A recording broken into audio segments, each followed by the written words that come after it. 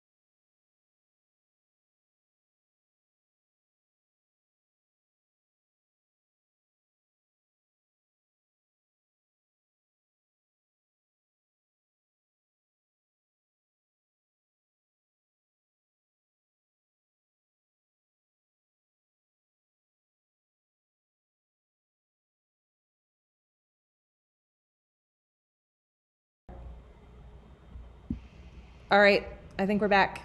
Thanks, everyone. Cool. And then, so I've been running Content 10X for, let me think, 2.5 years now. So we had our second birthday not that long ago. Congrats, that's exciting. Yeah, I had a little cake with 2 candles on. But so I started working in online business.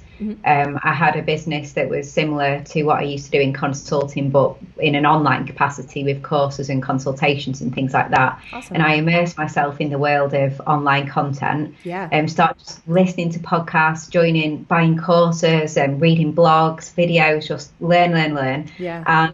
And then I saw the opportunity for helping people to really maximize their original content. I was doing it myself, where I was actually going live. So I was going live on Facebook every week. Awesome. And then I had this entire system of how I was repurposing that Facebook video. It was very, like from Facebook video to YouTube video to an email to various posts and things like that. And I just realized my whole system was something that I could do for other people. So the business, I started as, as most small businesses do, and then kind of, grew. So I was doing everything at first and then, grew. And now we're working with a lot of, varied people, mainly people who are thought leaders, people who are building influence or have a lot of influence in the industries that they work in, very varied. With people in digital marketing to people in recruitment to dentists, quite a lot of dentists that we work with. But people who are influencers in their industry and are trying to really make a big impact, and content is really important to them. And we work with many people who create live streams, and then we'll repurpose the live streams and pre-recorded video, podcast, other types of content as well. Yeah, definitely. I think content marketing is one of those things that's been around for a while, but I think there's a lot of kind of confusion exactly on, okay, we've created these kinds of content, what do I do with them as we get started, and what are valuable pieces of content versus things that, that may not perform as well. So I guess when you're first starting to work with a new business or client, do you do a content audit of everything that they have? I guess how do you begin approaching repurposing? How do you take a look at what content that they have and what makes sense to repurpose? Yeah, so what we do is when people come to work with us, they're already very bought into content marketing, and Sure. they know how important it is to create content. Yeah. They usually feel some frustration that they're creating that great live stream or video, whatever, but they're not making the most of it. Yeah. So we tend to, we tend to look at where their audience are. So what kind of social media channels they are already on, what's working and what's not working. Because it's not necessarily about being everywhere, it's about being where your audience are and where you can make an impact, get engagement. Yeah. So we really do work out what would be the best areas to focus on. And we focus on not just social, but search as well. So when people are doing Facebook Lives, or LinkedIn Lives, YouTube Lives, when they're creating live streams, there's opportunity to create written content as well as social. Mm-hmm. And so we try to focus on both. So we'll help try and get this message communicated in a way that can be found on search, through search on YouTube, search on the search engines, through written content, and then social content. We don't neglect email subscribers too, so we'll look at what's going on in the world of email marketing for our clients and how we can repurpose that message into value-packed emails that can go out as well. So it's the whole ecosystem of content that they're already creating, looking at what's working and what's not working, and what we can add to the equation as well, how we can come up with new ideas, like more content in places like Instagram stories, Facebook stories. The first inquiry came through of whether we worked with TikTok recently, which I thought was quite cool. Because I am bought into the fact that I think people are going to start doing a little bit more on TikTok as well. So that's what we do. Definitely. And I guess it feels really big. How do you figure out exactly? So, most of our viewers are live streamers. They're actively going live on a fairly regular basis. And I'm sure that, for the most part, they're either going live to one platform or, maybe it's Facebook and YouTube. How do they approach if they wanted to get started with repurposing their content? How do they think through, what aspect of their, how do they cut down their video? How does a video turn into a blog post, or how can they best share it without it just sort of feeling like they're just putting the same piece in a bunch of different places? Yeah, exactly. And I think there's sometimes a bit of a misconception when we talk about content repurposing, that people sometimes think it's either copy and paste, like literally just taking the same thing and putting it, copying and pasting somewhere else.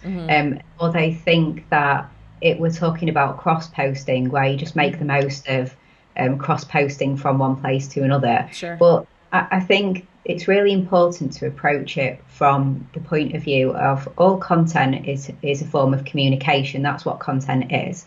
And we're choosing to communicate a message in a particular format, so in live stream, and a particular location like Facebook, LinkedIn, YouTube, but we're choosing that format and that location to share that message with the world.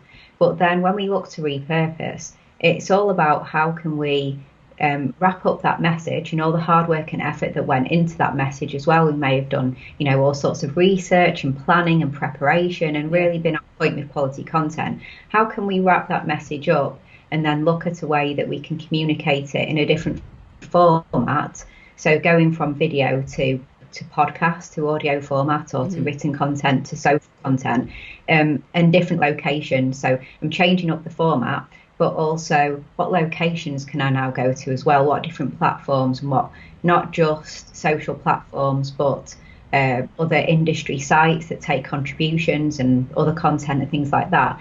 So I think it's really important to have that mindset that it's about taking the message and sharing it in a platform specific way. So Twitter's very conversational, we would more likely look at what would be a great conversation starter to repurpose this content on Twitter. Yeah. Instagram's very visual, so we'd look at how can we repurpose the message in a visual way to impact people on Instagram and get likes and shares and engagement and get a conversation going there. So it's about being mindful of the platform and why people are there. And I communicated that message in that way to that platform because that's how people like me to communicate with them over there. But how can I now take that message and share it on this platform? So you just have to kind of break it down. But I think for people who are getting started, it's a case of not trying to do absolutely everything at once. I think it's, often when I talk about repurposing, so I'll talk about live streams and I'll say, right, we can repurpose it into shorter videos for YouTube, we can repurpose it into really bite-sized videos for stories and Instagram. We can then change it from video and we'll produce a podcast from the audio of the live stream. We'll have a podcast out there, and then we'll create all these visuals and graphics. We'll do a long form post, and people start to, I think, almost hyperventilate, right? Because they think this all sounds great and it's a good idea, and I want to do it all, and that sounds brilliant, but where will I get the time and how can I do it all? So I think, there's a few ways of looking at that. If you look at your own skill set, if you have a team and there's skills within your team and you could get some help internally with the people you currently work with, otherwise work with what you've got and the time that you have, and just be realistic and set processes in place and try and stick to them, or look to get help. There's freelancers and VAs and people who can help on a more smaller basis, right the way through to working with somebody like us at Content 10X. So there's a whole spectrum of support available. Otherwise, just get started by maybe doing one extra thing to maximize the content that you've created already. Yeah, definitely. I know we've been trying here to take these Meet the Pros episodes and get them into a blog post where we're able to include the transcript and the video, and ideally, pull out some of the, better quotes and little facts and be able to link to other places. And we've seen success there. And so, but you're right, it does take sort of a different eye and a bit of time. So it's sort of a plan on, which ones can we release and at what point. But even that additional step, I think, has made a difference for us. So certainly something that anyone at home can try as they're getting started. I think it's really good to use tools like, for example, Trello or Asana or Basecamp, or even just a spreadsheet, but have map out what you're going to do after every live stream, and then make it repeatable by, if it's Trello, just copy the card, or Asana, whichever anybody likes to use. But if you use something to help you make it a regular process, I think that can be a really great thing to do. And don't allow yourself to move on to the next piece of content until you've completed all of your tasks.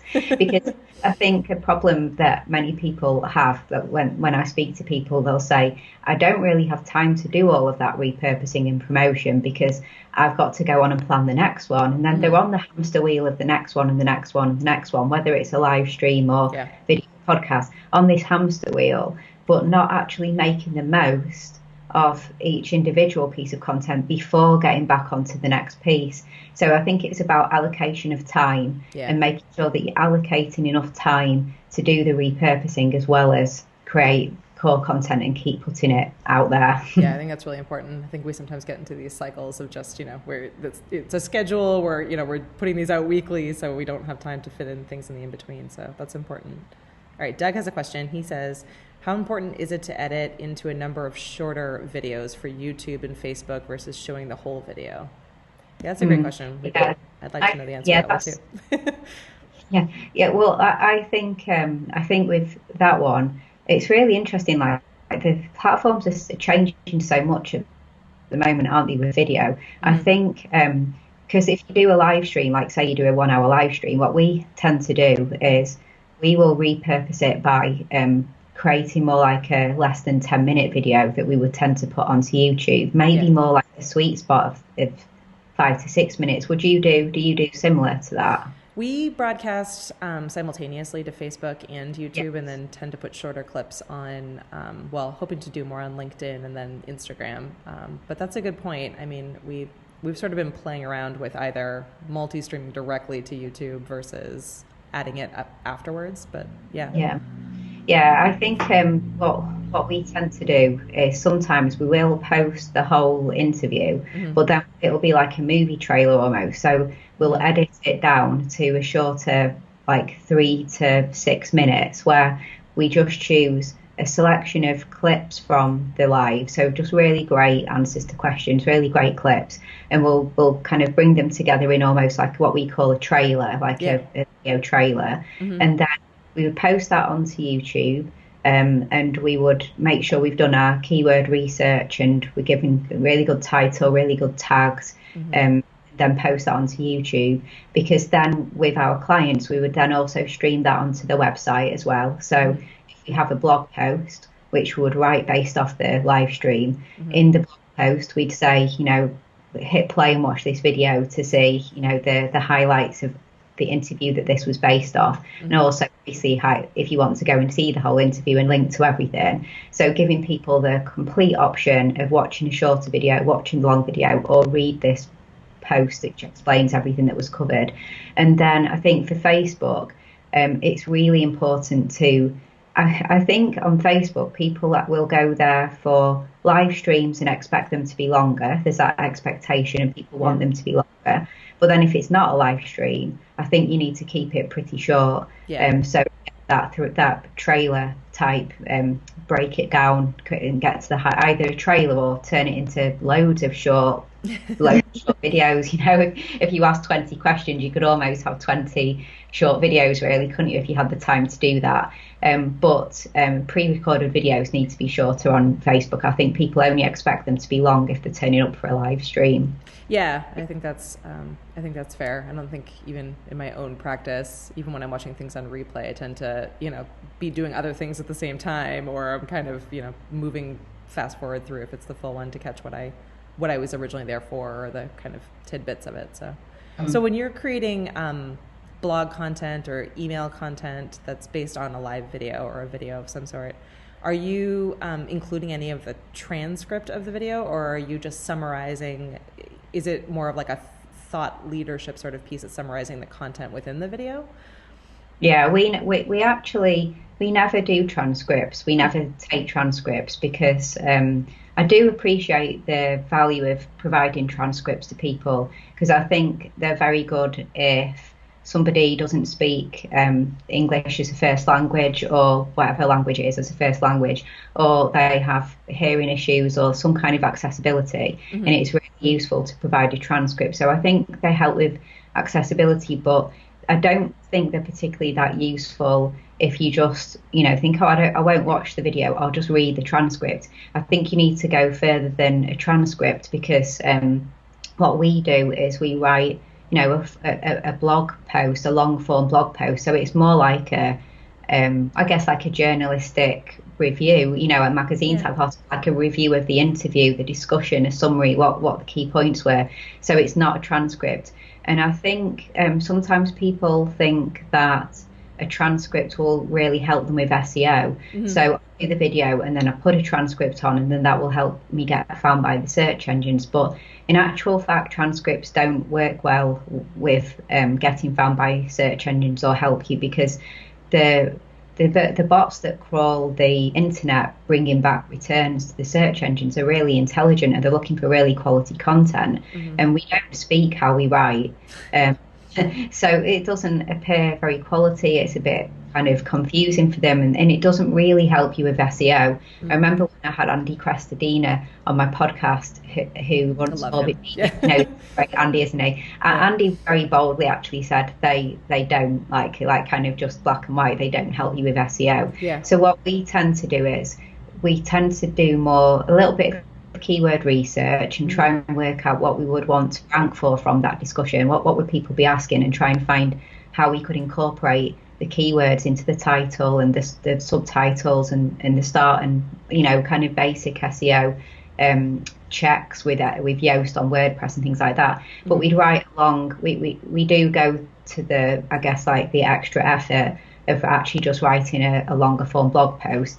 I think if you don't have the time to write a longer form one, because sometimes, we can write 2,000 word posts based off a really great conversation. Sure. It's great to at least provide an introduction, a summary of the key discussion points, and then, important links, important mentions, calls to action. So it's important to at least do that. But if you can, going the extra mile with the SEO focus is a really great help with search. Yeah, absolutely. And just for people who may not know or may not be as familiar with blogging, what is roughly the word count of a short form blog post versus a long form blog post? Well, I mean, I think we kind of class that they're shorter form if they're about 500 to 600 words or less. Okay. And then we consider them to be more longer form beyond that, especially when you get around 1,000 plus. Yeah, definitely. Yeah, and everybody's saying at the moment, all the kind of try to keep on top of the research and things like that, which changes so often, doesn't it? But everyone's kind of saying at the moment that if you can, you should really try and shoot for 2,000 words for really good SEO reach, which obviously that's a lot of a big post and a lot of effort. But I think if you do, you do reap the rewards as long as it's well written and quality always. Yeah, definitely. Definitely. Looking here to see if there's any other questions that have come up. Michelle says that she's been stuck because there's so much to do. She just started using Trello. Yeah, Michelle, we totally understand. We feel the same way sometimes. Trello is a great tool for anyone that hasn't tried it yet, and you can get a free account as well. So definitely something to check out to help keep you organized. I think like my best tip for that is that it's really easy to add so many steps to your repurposing processes, where you can just have a Trello card and so many steps, so many different things and things like that. Yeah. And then I think what can often happen is you try and maintain that, but doesn't have much longevity to it because it's just a bit too much for you to do constantly. And so you'll do everything for a few weeks or a month and then kind of drop off. So I think it's better to just add just have enough that is you can do within the time frame that you have, and don't try and do too much, and just embed one or two new processes and make them a habit so that they're not new anymore. That's what you do. And then when you feel like you've got that down and you're doing that in a reasonable time limit, and it's there, it's a habit now, then just add the next step on, because it's so much easier to just add steps one step at a time. So much easier to go up steps than it is to scale a big wall, but you're still going to get there in the end, just going to take it one step at a time. So I think consistency is the most important. Huge. If you try to take on too much, you're probably going to drop on the consistency. Better to be consistent with less than inconsistent with more. Yeah, absolutely. I mean, I think that's good advice across the board, whether it's live, any kind of marketing, whether it's social media or live video, anything that you're doing, that consistency always goes a really long way. Being able to kind of add slowly is an awesome tip across the board, something we're all working towards. All right, let me just double check my notes here. So how did you first hear about Ecamm Live, and how did you sort of get into doing live streaming yourself? It was probably back when I didn't find anyone other than Ecamm. You guys obviously do a good job of getting found.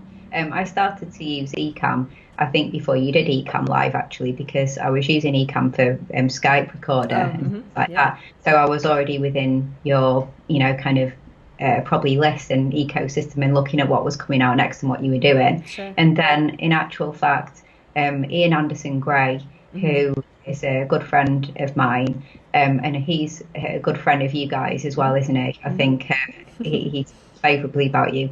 He just keeps me up to date, and he talks so favourably about Ecamm.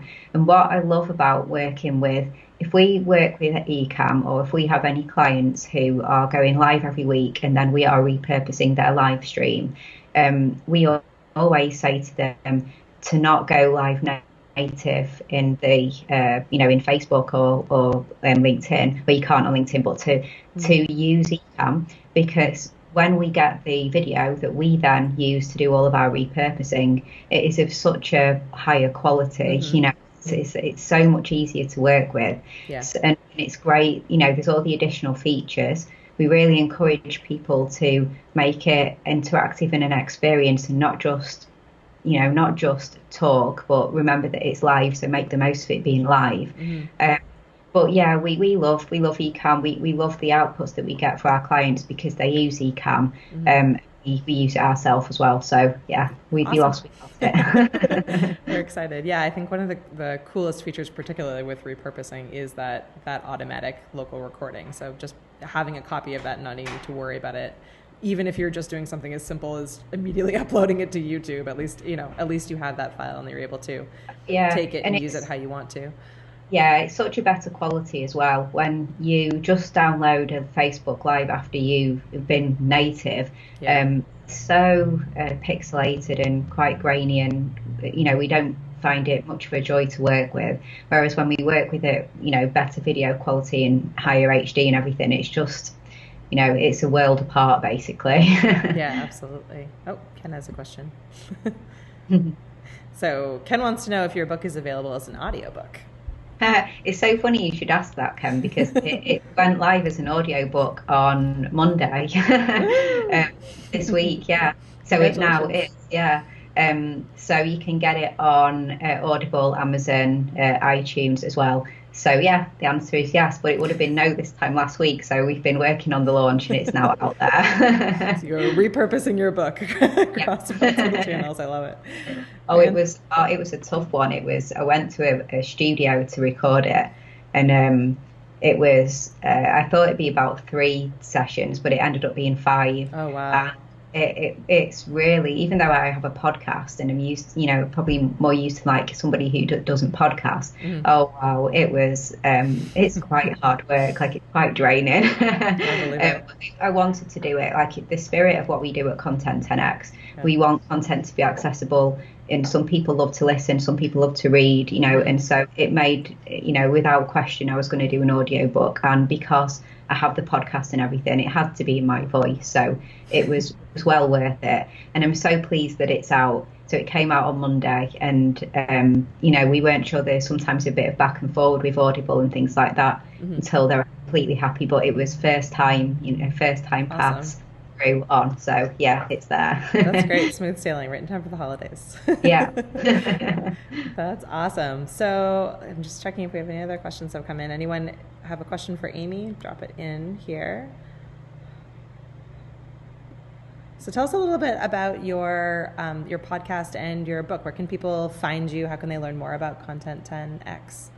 So, my podcast is on all of the main podcast apps: Apple, Spotify, iHeartRadio, everywhere. And also you can head to content10x.com/podcast. So it's every single week, and it's mainly short, bite-sized episodes, about 8 to 10 minutes long, and it's always about repurposing. So it's a different tip, different advice every single week on different aspects of repurposing content. And sometimes I have guests on the show as well if they're a little bit longer. So yeah, if you love to listen to podcasts and you want help with this repurposing and different ways to approach it, different tools and techniques, then the podcast would be great. And also content10x.com/blog. So it's probably no surprise that we repurpose the podcast episode into long form blog posts every week if you prefer to read. And then the book. So the book is big, actually, as you've seen. Like, it took a long time to go through, but it covers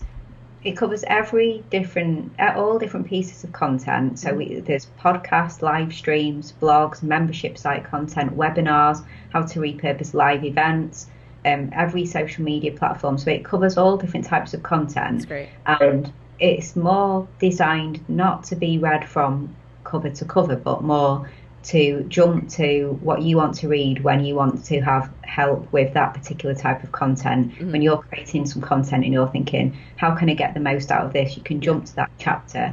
And then it also covers the systems, the tools, even the mindset, like the repurposing mindset that you need to get into to be really successful with repurposing too.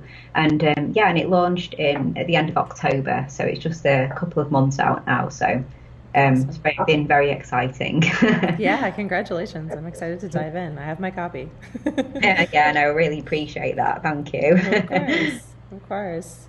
Awesome. Well, I don't see any other questions coming in, so I will we'll round this up. But I will be sure to put all of your links into this post. So if anyone wants to find Amy, we'll make sure that everything is easily clickable and accessible.